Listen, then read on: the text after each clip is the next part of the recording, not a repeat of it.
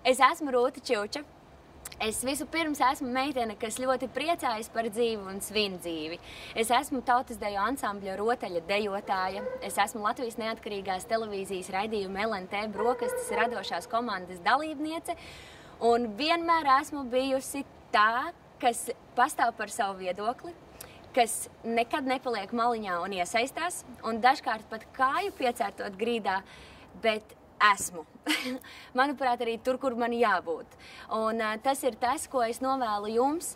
Pirmkārt, gribēt līdzdarboties, darīt un varbūt kādreiz pat pārkāpt pāri robežām un sapņot un gribēt daudz, jo vieglāk ir trapīt lielos mērķos.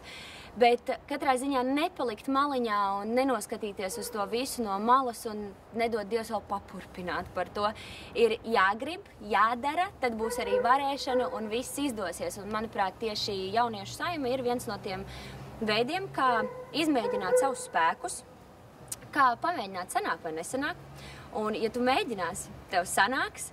Tāpēc tas, ko es novēlu, ir tiešām vispirms gribēt, un nākamais darīt, un darīt daudz